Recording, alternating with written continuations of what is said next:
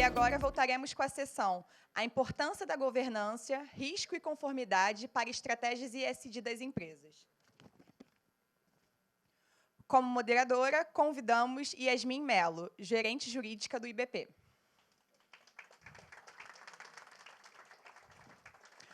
Como palestrantes, convidamos Fábio Curto, líder ESG da RSM no Brasil. José Eduardo Romão, diretor de integridade da Vibra Energia.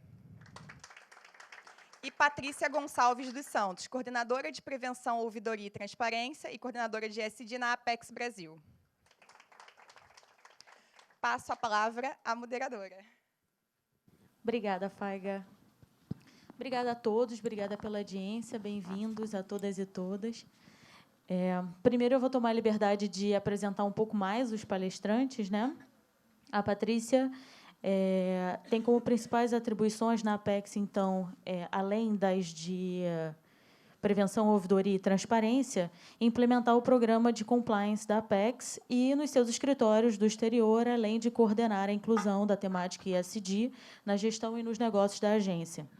O Fábio, além de ser sócio, é também responsável por alinhar a área e a equipe da RSM com os objetivos estratégicos e o posicionamento relacionado aos aspectos ambiental, social e de governança, com compromisso com inovação tecnológica e projetos de pesquisa no setor agroindustrial. E o José Eduardo, ou Romão, como mais conhecido, é diretor de integridade da Vibra e acumula as funções de ouvidoria, compliance, encarregado da LGPD, governança, gestão de riscos e controles internos. Responde ainda pela coordenação do sistema de gestão da integridade da companhia. Então, a minha colaboração começa por aí, né? A gente vai começar nessa ordem. Eu vou introduzir o painel e falar um pouco sobre dados. Eu acho que o pessoal está tendo algum problema lá atrás? Ou vocês querem... Não? Não.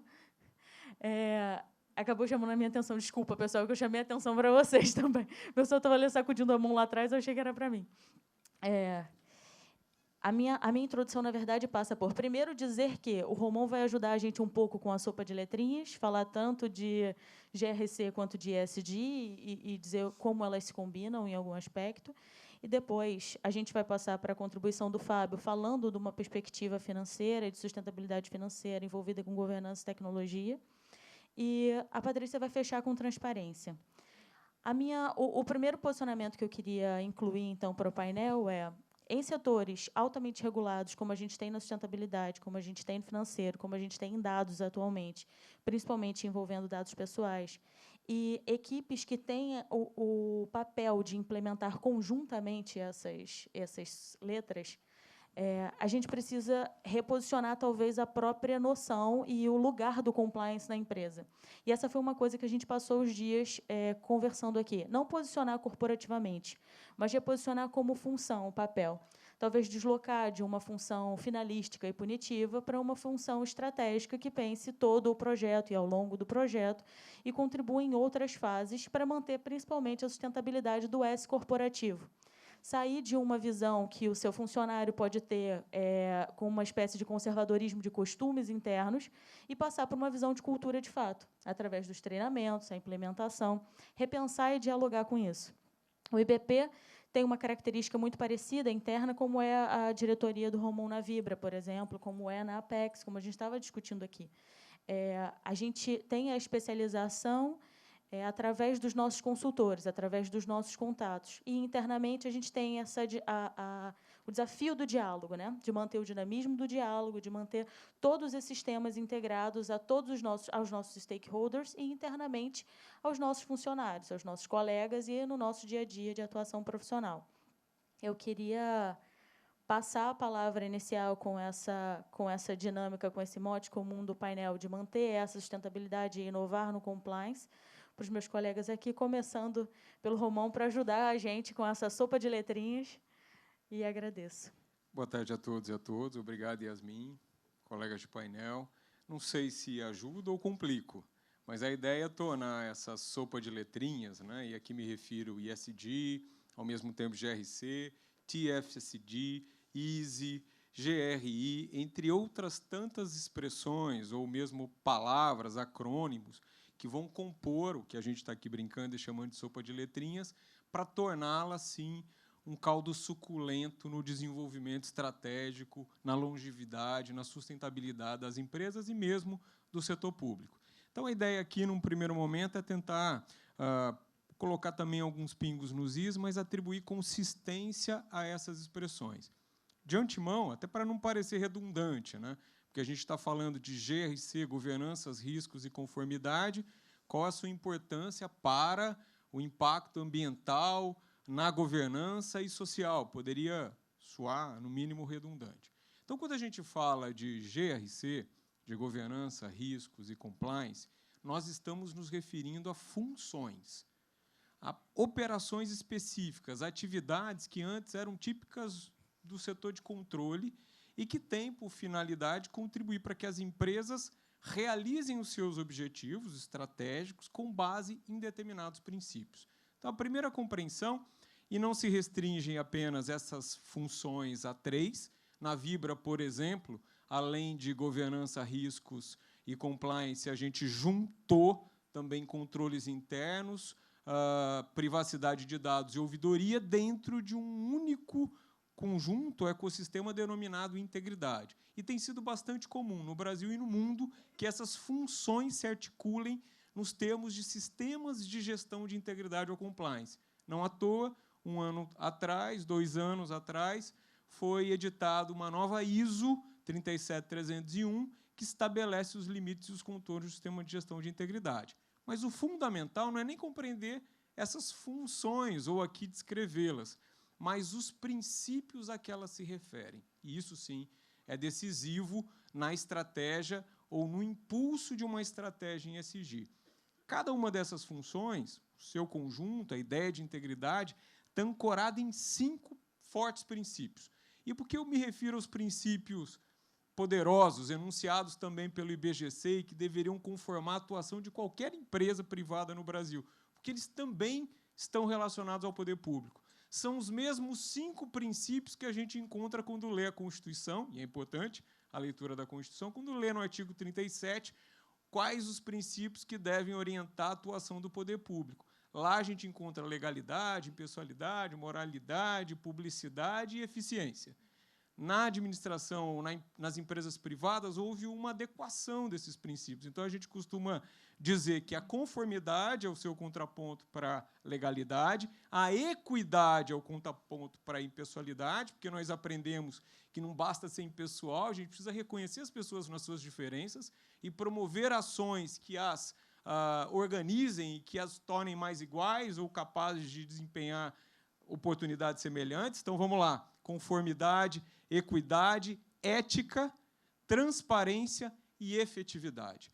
Esses 5 princípios vão ajudar, então, ou os princípios nos quais se ancoram essas funções para ajudar a empresa a impactar mais diretamente a sociedade, o meio ambiente e a governança. Então, o que fazem esses princípios na prática? Qual é a ideia de... Quando eu realizo uma ação ou dedico uma função para a realização desse princípio, ou seja, faço negócios pensando na transparência, faço negócios com ética, necessariamente eu estou organizando melhor os meios para alcançar os fins. Então, quando a gente se refere a GRC e os conecta, ou a sua importância para o ESG, é porque nós nos dedicamos a organizar os meios pelos quais esta empresa ou sua atuação vai justificar os fins que ela alcança. É o contrário de Maquiavel. Para Maquiavel, vocês se lembram, quaisquer meios, os antiéticos, os fraudulentos, poderiam justificar a necessidade dos fins. O GRC impõe uma lógica distinta, e por isso que a Yasmin ali faz uma menção forte ou vincula a ideia de cultura. Cultura não deve ser o modo pelo qual nós nos organizamos, somos e fazemos? Pois bem, essas funções nos ajudam a ser, por princípio, nos ajudam a realizar as nossas operações por princípios que vão atribuir a nossa sustentabilidade ou, como eu aqui mencionei, vão condicionar, conduzir, direcionar as empresas a impactarem de verdade. Outras dois conceitos realmente importantes. Também aqui me refiro ao IBGC, que no nosso ecossistema, no ambiente corporativo, tem afirmado a necessidade de ter ações íntegras ou empresas íntegras. Pois, para o IBGC, uma noção bastante simples e coerente de integridade é que as empresas atuem com base naquilo que dizem, ou nos compromissos que afirmam, que sejam coerentes com os princípios que enunciam. E essa é uma das preocupações mais significativas quando se trata em ESG, para que a gente não viva o greenwashing ou discursos vazios, enfim, para que a gente consiga realizar. Então, para tentar ao menos ponderar e organizar, o primeiro conceito do IBGC, que eu disse, integridade, assim que eles se pronunciam, e o segundo, de governança. Para o IBGC, governança é o sistema pelo qual as companhias estimulam, incentivam, controlam as suas ações. Na Vibra, como em outras empresas, esse sistema foi por nós denominado sistema de integridade. E assim, espero eu, ter conseguido conectar cada uma dessas siglas. Então, há um sistema de integridade que reúne as funções que aqui nos interessa conhecer, GRC, entre outras, que está baseado em princípios e com base no qual esses princípios vão garantir impactos coerentes ou impactos reais na vida das pessoas, no meio ambiente e na sociedade em seu conjunto. E talvez a governança, esse parece ser o desafio mais recente para nós brasileiros, os impactos que uma empresa com governança adequada ou com integridade consistente são impactos na manutenção e sustentabilidade da democracia no nosso país, na capacidade de promover a participação, o reconhecimento, a autonomia, e essa consistência na atuação de empresas privadas certamente resulta em cidadãos e não só em clientes qualificados ou desejosos dos nossos serviços, mas de pessoas capazes de decidir sobre o seu próprio futuro e sobre a sustentabilidade dos nossos negócios. Então, acho que, para uns pontos nos is, era isso que eu queria dizer. Obrigado. Obrigada, Romão. Fica claro, então, que risco, governança e compliance não está claramente no G, ou não está apenas no G, e que esse G não é só um G corporativo, né? Esse é um G que amplia para a sociedade. Quanto mais ele ampliar, melhor o G corporativo se torna e melhor a gente cumpre as funções constitucionais, inclusive de ter uma sociedade. É isso. Depois que a gente decidiu que integridade não está só no G, a gente passa a querer ser e parecer, e não só ser e parecer, mas a criar índices, mecanismos de verificação. E aí agora o Fábio vai nos ajudar a falar um pouco mais desses índices, especificamente. Legal. Eu gostaria de introduzir aqui para vocês alguns conceitos, da mesma forma que o Romão colocou de uma forma brilhante a questão orientada aos objetivos das organizações. Os objetivos determinam efetivamente todas as ações, todas as atividades que vão ser conduzidas, e você tem dentro desse contexto a implicação natural do risco. Quer dizer, não existe risco se não existe ação, e a ação é determinada pelo sucesso ou pelo insucesso. Então, com um foco específico aqui para nós, como parte da estratégia da empresa, para que ela defina os seus objetivos e ela possa conduzir, então, as suas ações para atingir esses objetivos, a gente entra dentro de um contexto de avaliação de controles, e, por isso, o papel da auditoria ser importante quando da apresentação dos resultados dessas ações, de forma que ela possa se apresentar com essa integridade que o Romão colocou. Então, integridade é um fator determinante aqui na nossa visão com relação a esses números que refletem as ações. Então, os desempenhos que estão ali aplicados para o negócio, determinantes para as ações que vão ser desenvolvidas dentro da organização, implicam naturalmente numa consciência muito clara do que tem que ser feito, da forma como tem que ser feita e das entregas que vão ser realizadas. Então, muitas vezes, a gente olha para os chamados KPIs, a gente olha para os OKRs, a gente olha para esses indicadores e a gente tem, então, uma visão agora de como é que nós estamos em relação à estratégia. E aqui a gente está fazendo a ligação de 2 pontos. A gente está ligando o GRC dentro da estratégia ESG. Então, todas essas atividades e operações, naturalmente, vão refletir em números que, do ponto de vista da nossa firma, a gente tem uma visão, uma metodologia global de poder oferecer essa condição de avaliação. Então, olhar para a organização e olhar para esse número sobre o foco de uma auditoria interna ou de uma auditoria externa implica naturalmente numa visão de conhecimento que é necessário por parte dessas pessoas que vão tanto operar dentro desses processos, dentro das atividades que vão ser desenvolvidas, quanto de quem vai auditar, para que haja uma conciliação bastante ampla e concisa e bastante pontual e específica para a visualização dessa questão da conformidade. Então, as atividades que estão sendo ali desenvolvidas e as entregas que estão sendo realizadas estão dentro desses princípios que o Romão colocou. É uma forma da gente poder, agora, fazer uma divulgação, fazer uma apresentação das demonstrações financeiras, dos resultados financeiros que interessam aos stakeholders, interessam aos acionistas, de forma que estejam aliados às questões de ESG e que buscam, então, os princípios de GRC para que possam suportar essas atividades da forma como nós, dentro da sociedade, gostaríamos que elas se apresentassem. A questão da ética, a questão da integridade, olhando para a efetividade. Então, dentro dessa visão, nós entendemos agora que controles que vão ser ali também colocados para sustentar ou para minimizar aquelas causas, aquelas variáveis, aqueles efeitos dentro de uma rotina empresarial, dentro de uma rotina operacional, elas passam a ser também importantes para poder validar a entrega que está sendo realizada e a gente poder, desta forma, trazer a transparência que nós gostaríamos para as divulgações todas que são feitas, evitando greenwashing, evitando que a gente tenha processos de fraude, evitando, assim, que a gente tenha processos complicados de serem resolvidos em função da ausência de ética. Então, essa transparência passa a ser fundamental através da apresentação das DFs auditadas e que elas estejam completamente em compliance, em conformidade com os aspectos de ESG que são tão desejados por stakeholders e por acionistas. Obrigada, Fábio. Então, se integridade é estratégica, ela não pode ser pro forma e ela também não pode ser difícil. Porque, se ela for difícil, você não consegue dar transparência, você não consegue tornar acessível, nem mesmo para quem te audita, você não consegue traduzir. Então, a primeira coisa é se conhecer bem, então, conhecer a própria estratégia, desenhar bem, inclusive, o seu KPI, que não pode mais ser binário. Não pode ser deu certo, deu errado, não pode ser foi sim, foi não do compliance, senão você não consegue criar uma estrutura que dê a transparência real, no seu sentido de acesso, e também não cria sustentabilidade no sentido original da palavra, né, de manutenção. Manter as coisas da melhor forma possível, da forma mais perene possível.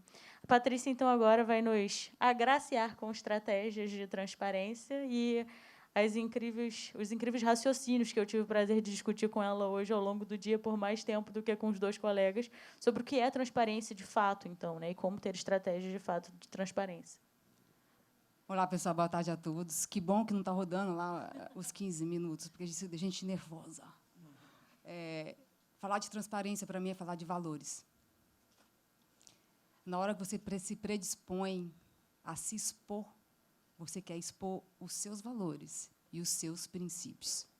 Estratégia dada, números devidamente definidos, metas cumpridas, indicadores batidos. Isso por si só, não faz da sua percepção de valor para a sociedade. O primeiro tema, então, que eu acho que tem que ser destacado, você não pode, não é, como bem dito por você, Yasmin, no início, né? Não é só ser, tem que parecer. E a transparência é a ferramenta para isso. E como a transparência dá medo. É impressionante, normal, faz parte dessa evolução, desse novo momento. Momento de que o controle social, porque quando você usa a ferramenta da transparência, você permite o quê? Principalmente o controle social. Só que desapega do nome controle. Não é o controle em si, estrito senso que a gente está falando. A gente está falando das pessoas se sentirem seguras. Você permite, compartilhe informações para que seus stakeholders, de uma forma geral, sejam eles acionistas, investidores, colaboradores, clientes, consumidores e fornecedores, possam te entender, possam captar sua estratégia de ESG. Não basta mais falarmos, escrevermos relatório de sustentabilidade. Para quem você está escrevendo esse relatório de sustentabilidade? Já pensou nisso? O seu colaborador vai ler aquele relatório da mesma forma que o seu fornecedor? Transparência também é adequar as suas informações aos seus públicos. Precisamos evoluir nisso. Não basta mais termos os relatórios de sustentabilidade para falar com todos os nossos públicos. Investidores, Fábio, acionistas, com certeza receberão relatórios bem complexos, que nem eu mesma sei identificá-los. Nós precisamos ter esse viés de trazer a transparência para o nosso dia a dia. A gente precisa demonstrar, por meio dela, a nossa conduta. É a partir da transparência que a gente consegue identificar a conduta empresarial responsável. Sem dúvida, na minha opinião, uma ferramenta valiosa que poucas as empresas, sejam elas públicas ou privadas, as públicas, né, um pouco mais, porque somos forçados pela lei e pelos órgãos de controle a ter uma transparência maior. Mas eu acho que chegou a hora também do setor privado ultrapassar as questões de transparência por obrigação legal. Chegou a hora de se mostrar. Isso, leve sua percepção de valor para o mercado. Façam isso. É importante para vocês e é importante para o mercado. E, por último, né, porque eu falei aqui muito de confiança, de credibilidade, de percepção de valor. Isso é, inclusive, importante, uma ferramenta muito interessante para que a sua própria cadeia de valor, em termos de fornecimento, possa te reconhecer como instituição e saber o que pode estar vindo para mim na perspectiva de cobrança futuramente, em termos de due diligence, de integridade, como, por exemplo, é um momento que você consegue se mostrar e preparar todo o seu ambiente para que a estratégia de ESG seja realmente implementada, reconhecida e que ela seja, acima de tudo, íntegra, que é o meu ponto final, que, na minha perspectiva, a transparência é ser coerente. É você publicar, publicizar, registrar o que você fala ou escreve ali. Mostre quem você é. É essa coerência de buscar o ser e o parecer. Ter transparência é também ter cuidado. Você está tendo cuidado com os seus stakeholders. Isso é importantíssimo em termos de valor. Então, eu termino a minha fala incentivando a todos. Eu não poderia deixar de falar sobre isso. Existe um movimento hoje dentro do Pacto Global da ONU, na qual eu sou conselheira. E esse movimento é inédito, é no Brasil, foi desenvolvido pela Rede Brasil, da ONU aqui, que incentiva as empresas brasileiras a ultrapassarem a margem da transparência legal e começarem a se mostrar em termos de valores e princípios. E eu espero que todos estejam convidados a fazer isso nas suas empresas. Muito obrigada, Patrícia. Eu fiquei lembrando aqui, enquanto a Patrícia estava falando, e trazendo a transparência para uma visão de ação, o quanto ela trouxe ação para o movimento da transparência, não só a publicação de um relatório, mas a ação, a continuidade, a manutenção, o exercício de. Eu lembrei todos nós aqui somos advogados de formação, né? E, em algum momento, a gente estuda uma pirâmide normativa. O problema do compliance é ou tratar a base da legalidade ou a boa prática quando ela já está muito perto de virar regulação. Então, a ideia não é tratar a boa prática quando ela já está no limite da regulação. Quando a gente está falando de ESG, a gente não está falando de alguma coisa que está sempre no limite da regulação. A gente está falando sempre da, de fato, melhor prática possível, principalmente quando a gente está falando do S e de direitos humanos.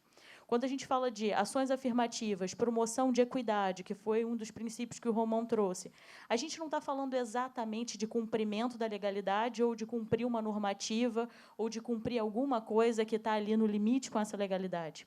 Mas a gente está falando do que a Patrícia trouxe. A gente está falando de trazer a transparência e a ação e a promoção e esse exercício contínuo. Acho que a ideia e o resultado que a gente pode trazer desse painel é não ter medo de fazer isso. Se você souber definir adequadamente tanto a sua posição estratégica quando fazer isso, se você souber definir o seu indicador, se você souber definir onde você quer chegar, você cria a boa prática corporativa que te coloca num outro perfil de governança social, inclusive.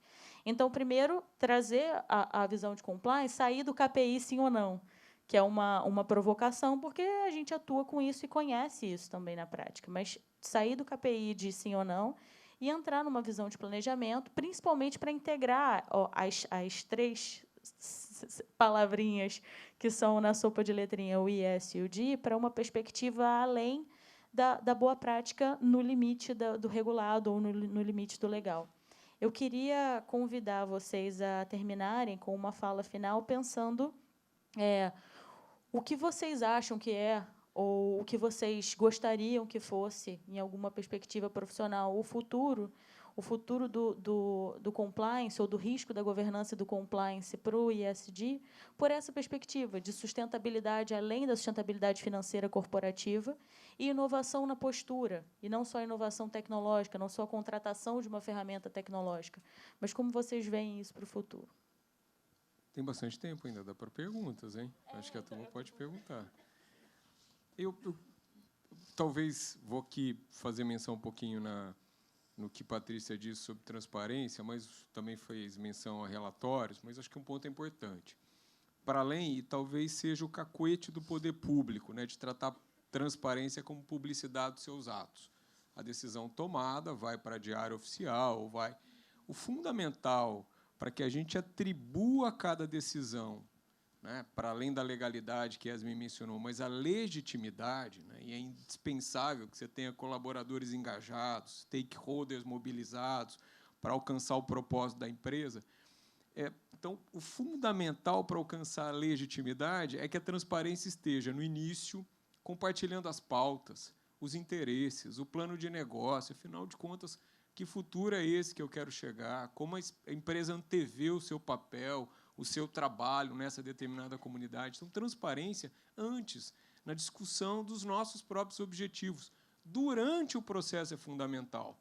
Então, no processo, certamente uma empresa não só tem bons resultados, né? Cada TRI é um leão, é um desafio adicional que a gente enfrenta. Como é que a empresa comunica, não só para os investidores, né? E aqui uma distinção fundamental entre investidores individuais e investidores institucionais. A Vibra, no processo de privatização, tem 100 mil pessoas que depositaram expectativas de futuro no nosso desempenho. Para além, são seus Joões, Donas Marias, que vão lá, como a Eletrobras tem agora, dialogar com esse público, né, ao longo do processo, ajustando o rumo, ouvindo, é conferir legitimidade a essas organizações. Isso é muito diferente, né? Muito. Mesmo o poder público, que tem de tempos em tempos, né, de eleger novos governantes, está lá atribuindo para uma lei pegar, e essa é uma distinção bastante severa na linha do que você aqui propôs, Yasmin, né? Para além da visão da legalidade, da conformidade, cabe à área de GRC buscar a legitimidade dessas regulações. Então, você não difunde um código de boas práticas ou um código de conduta ética, ele está bem escrito, porque ele deixou de ser negativo, né, ou de pegar pelo não de um código penal, porque agora ele é mais assertivo. Não, não é assim que funciona. A gente sabe que se as pessoas não participarem do processo de discussão e afirmação daquelas normas, nenhuma das condutas ali naquela empresa será organizada ou regulada por esses enunciados. Esse é um ponto importante, essa diferença do compliance em se tratando de transparência. Está no processo de organização, mas eu queria acentuar, é que eu falei muito rapidamente sobre meios, mas o quão indispensável, você tratou de KPIs, os métodos, a forma de fazer. às vezes a gente tem convicção, né? Seja no diálogo com stakeholders e investidores, que a gente está no caminho mais adequado. Aí a gente faz ali um belo plano de negócios e o mercado vai lá e nos penaliza, nos castiga, porque não compreende, ou porque não vê valor, ou porque não há legitimidade. Então, esse processo de construção da legitimidade é uma atuação indispensável para o compliance nos dias de hoje. E vale lembrar, e aqui o Fábio fez menção à gestão de risco, que é indispensável, está lá sob o guarda-chuva da integridade, mas o decreto que regulamenta a lei anticorrupção, e não vou fazer aqui papo de advogado, beleza, foi alterado recentemente para colocar no seu epicentro, estou falando de combate à corrupção, colocou no seu centro, como pedra de toque, a gestão de risco. Não se pode realizar programas eficazes ou efetivos de integridade ou de compliance se não tem como base a gestão de risco. Parece o óbvio ululante, né? Mas é importante repeti-lo algumas vezes.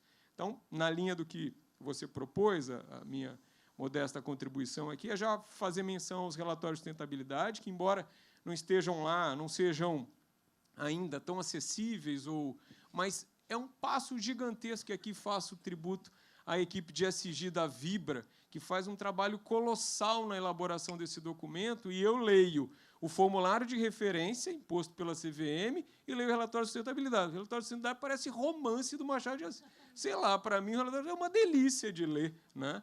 É onde eu difundo o relatório de sustentabilidade, eu consigo me referir a ele para quaisquer pessoas. Agora, o formulário de referência, eu tenho vergonha. Falo, meu Deus, nem chegue perto daquilo lá, é difícil para a gente entender. Mas, enfim, acho que ali tem informações relevantes que são melhor comunicadas. Mas então, o ponto de comparação aí também foi desigual, puxado, né? Foi desigual. É que eu já disse, e aqui é importante para a minha anedota ficar completa, antes eu dizia que o formulário de referência deveria ser lido como bula de remédio. É que ali quem lê com atenção uma bula de remédio não toma aquele risco, né? Fala, nossa, pelo amor de Deus. Então é isso, tem índice, mas o formulário de referência ainda não trata e nem traz as probabilidades que as bulas trazem, né? E acho que é um processo de desenvolvimento e evolução natural. Chegaremos ao ponto de fazer com que, ao menos em parte, o formulário de referência, e aqui estou me dirigindo, é claro, né, a todos os, consiga se comunicar com os investidores individuais. Uma companhia de capital aberto não fala apenas para BlackRock, não fala apenas para os grandes fundos, fala com investidores individuais. Não é assim que a gente tem ancorado, né, o capital, o mercado aberto no Brasil e no mundo. A gente não quer que as pessoas tenham confiança ou projetem as relações de confiança para além das famílias e cheguem ao mercado. Então, é preciso se comunicar mais adequadamente. Acho que eu já me perdi, mas o que eu queria aqui dizer, vocês me desculpem, mas é que o papo é sempre estimulante sobre integridade, mas o ponto de chegada para mim é o método. As áreas de compliance devem contribuir aqui de integridade para a construção, e não é regular os processos, não.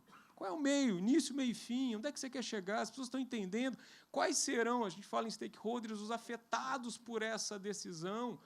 Ah, são essas pessoas? Então, como elas podem participar ou contribuir para a compreensão desse processo?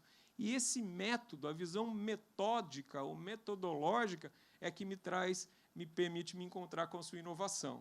Eu acho que a inovação deveria, para além dos produtos que ela gera, ou das tecnologias que ela fomenta, é um modo diferente de pensar nas coisas, de nos organizarmos para produzir resultados qualificados ou estimulantes. É nesse método que radica, na minha modesta perspectiva, a sustentabilidade das empresas nesse país. Beleza? Ô, Fábio, eu posso passar na sua frente? Só para o raciocínio? Porque eu fiquei tão feliz com a fala do Romão, porque eu tive uma experiência muito que eu queria compartilhar com vocês na Apex Brasil. A gente acabou de assinar, em março, o compromisso de equidade, o primeiro da agência.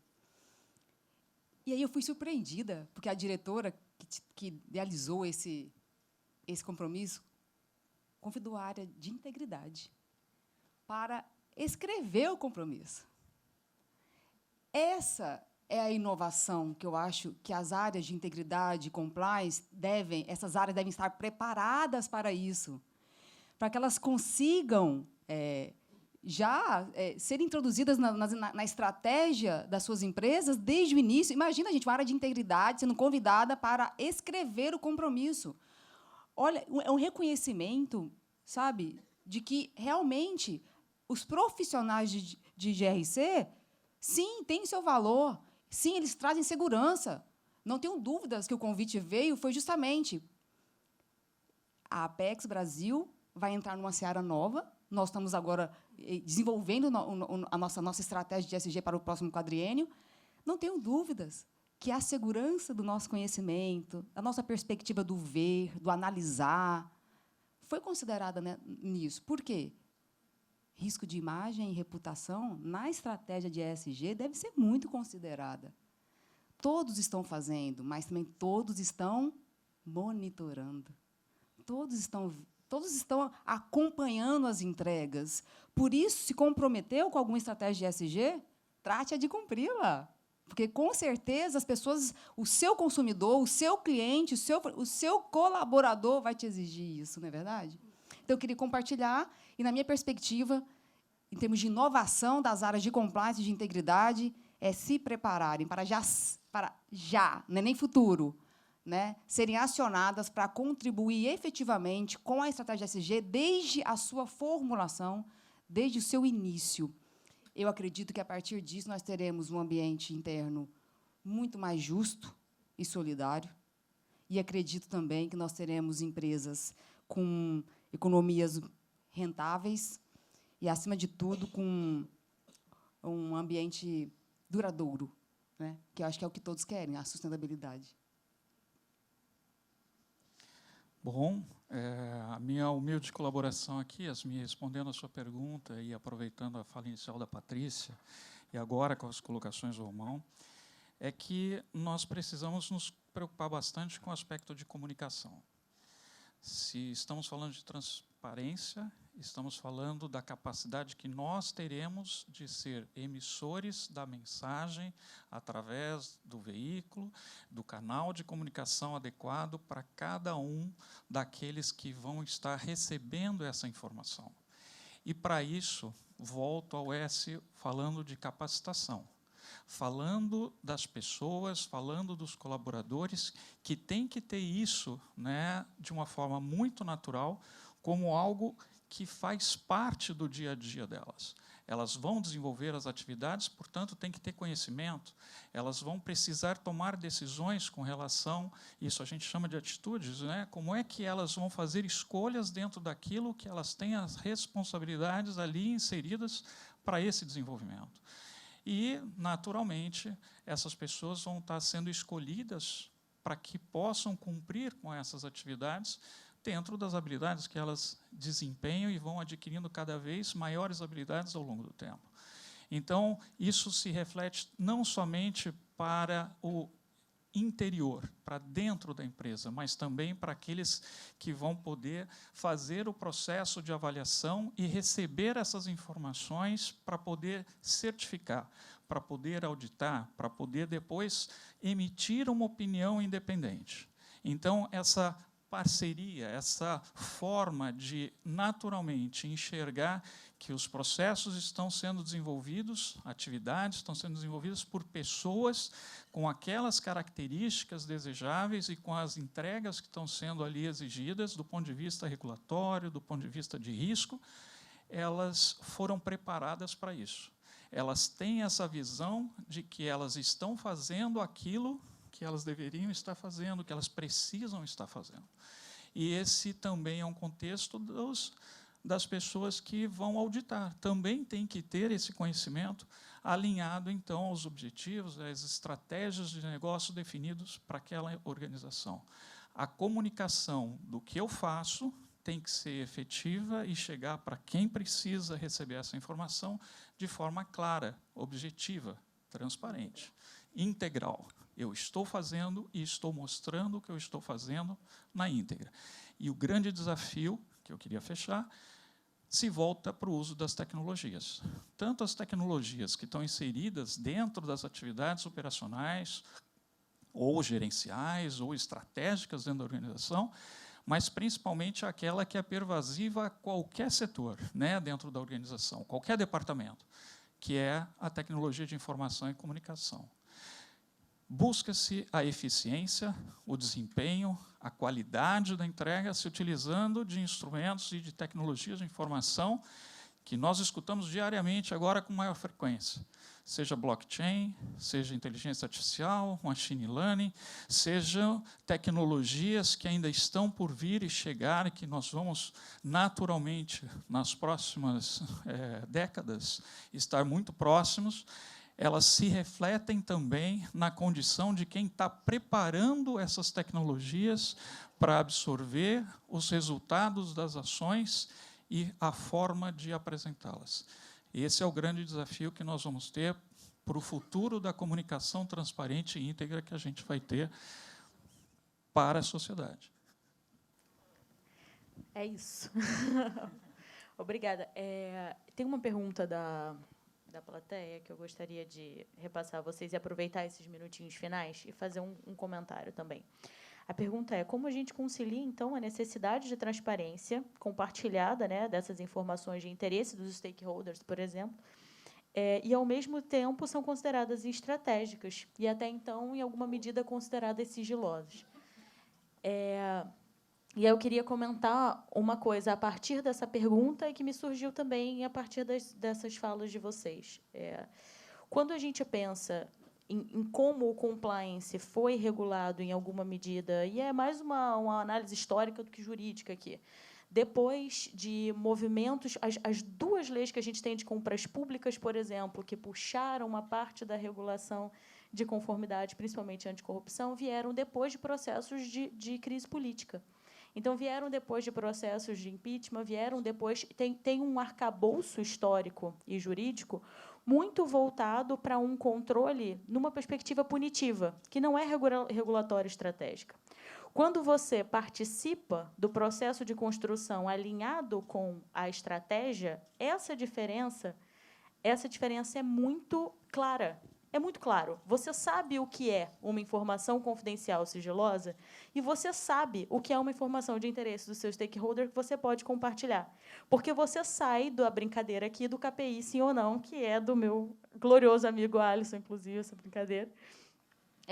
Quando você sai dessa análise do sim ou não do compliance, quando você, compliance, deixa de se enxergar como função punitiva e KPI, sim ou não, no final de um processo, no final de um checklist, e isso é um raciocínio, tá, gente? É difícil. E quando eu falo isso, eu não estou alfinetando algum profissional específico. Eu estou alfinetando um raciocínio que é ensinado a gente, que é ensinado por causa dessa forma de regular e controlar e de observar. Então, eu faço esse exercício. Talvez essa seja a minha postura inovadora, em alguma medida. Fazer esse exercício de pensar e olhar, bom, como a estratégia definiu isso, como isso se insere na estratégia, qual é o olhar que eu posso dar, qual é a perspectiva que eu posso dar.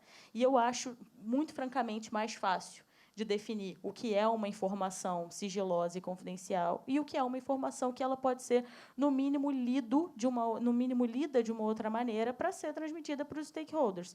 Um exemplo claro disso, para mim, são dados do nosso setor, especificamente, sobre diversidade e direitos humanos, que tem sido uma pauta muito importante da Fernanda Delgado diretamente, tem sido uma pauta muito importante do IBP, das nossas comissões, e a gente tem puxado essa linha, e tem puxado a linha, as duas, inclusive, ela pela perspectiva estratégica, eu pela perspectiva jurídica, numa análise de dá para fazer. E como você faz? Você não vai expor uma pessoa, você não vai expor o que ela ali te confidenciou enquanto corporação na qual ela confia. Mas você vai expor um dado que tem a ver com o seu setor, a sua leitura, a forma de ver e a forma de analisar dentro da estratégia, transforma o dado em informação, e a informação é corporativa. A informação não é um dado pessoal, a informação não é um dado sigiloso, a informação não é um dado confidencial. Para mim, é essa a transformação. E gostaria de ouvir de vocês, nesses minutos, o que é que como vocês acham que a gente poderia responder à pergunta da... Eu acho que o fundamental disso tudo também é a clareza que a instituição tem dos conceitos do que são dados sigilosos ou não. Uma classificação, uma norma muito clara, norma escrita para as pessoas que vão colocar a norma em prática. Primeira coisa, né? Porque as normas de classificação hoje, algumas que a gente pega como referência, poucos são os profissionais que conseguem. Então, tá, eu vou classificar. Lê, relê, fala, não consigo encaixar. Então, assim, a primeira coisa, eu acho, na perspectiva de saber o que abre ou não, em termos de transparência, é ter a segurança do que no seu negócio é estratégico ou não, e escrever uma norma clara. E eu ratifico tudo que você disse.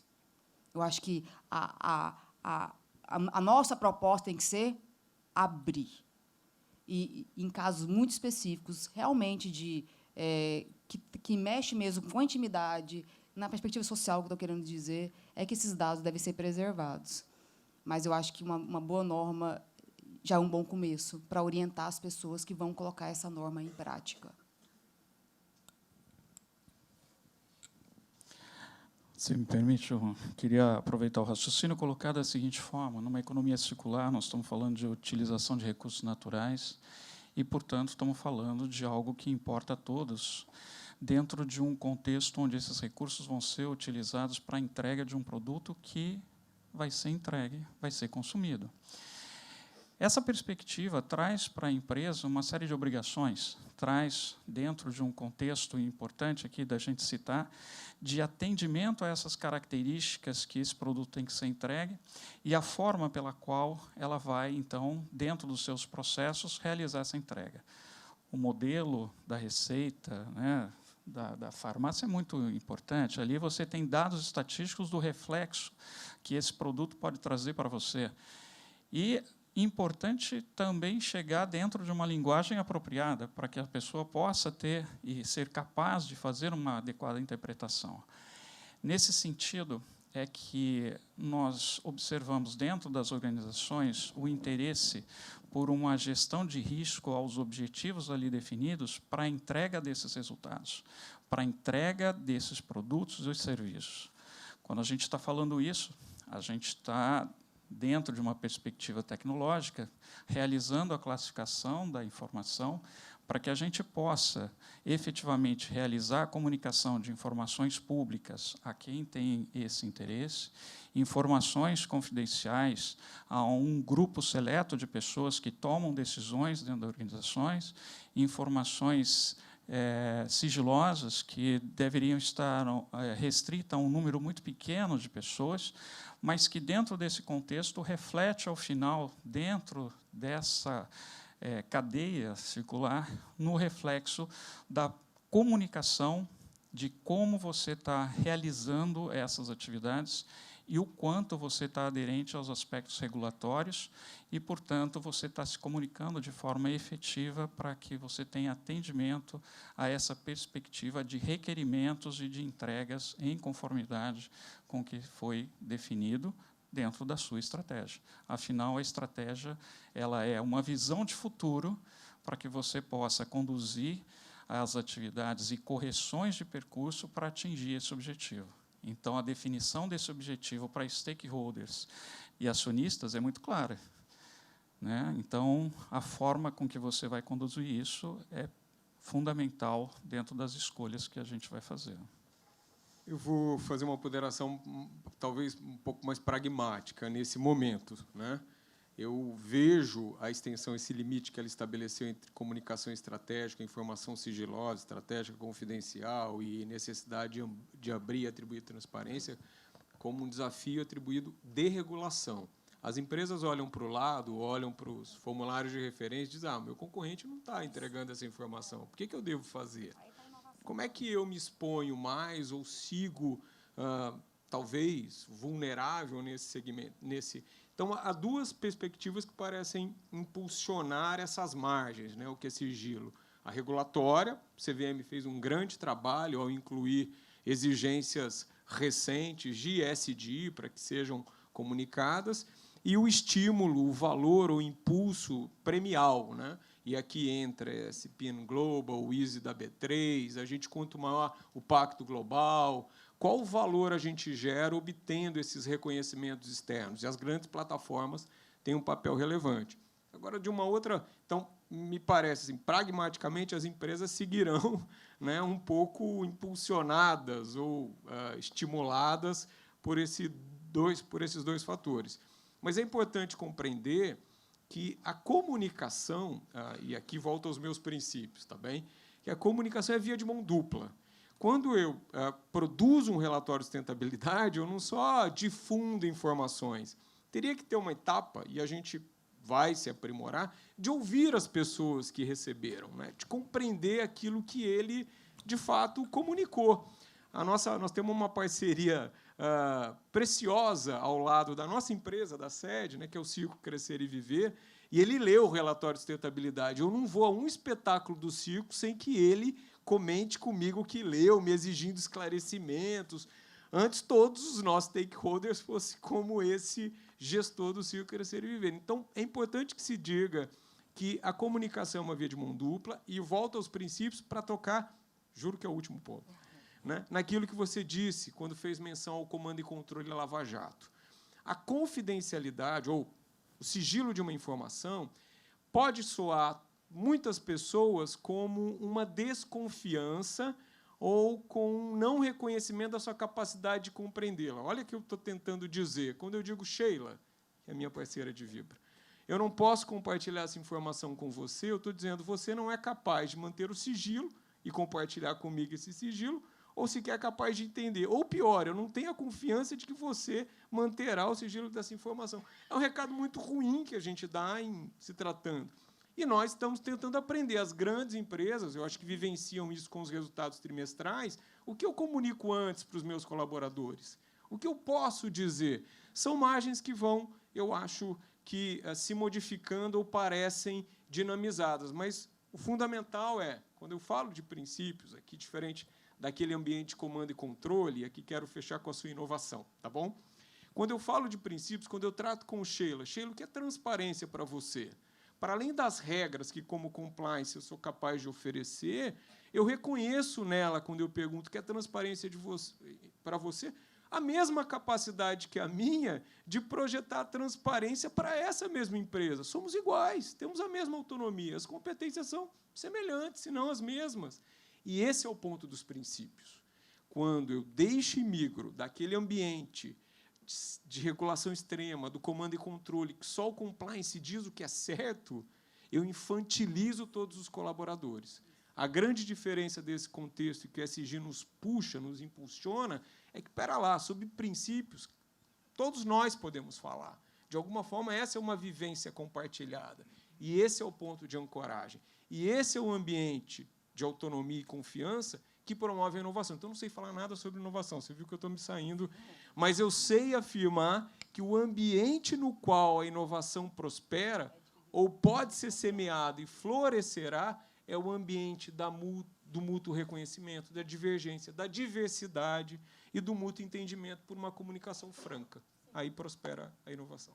Você não pressupõe que a Sheila não possa guardar sigilo. Você pergunta por que a Sheila precisa daquela informação ou daquele dado e torna a Sheila parte fundamental do processo. Protege o dado, a Sheila, a organização, você é uma visão contratualista, né, não punitiva. Yasmin, ela pode até discordar da resposta que eu dei, sim, claro, mas ela compreendeu. Claro. E esse processo é emancipatório para nós e para a empresa, e para o compliance em especial. Sim. Com essa, eu agradeço a todos por terem estado com a gente até esse momento e por... Obrigado, Yasmin. Obrigado a todos. Obrigada.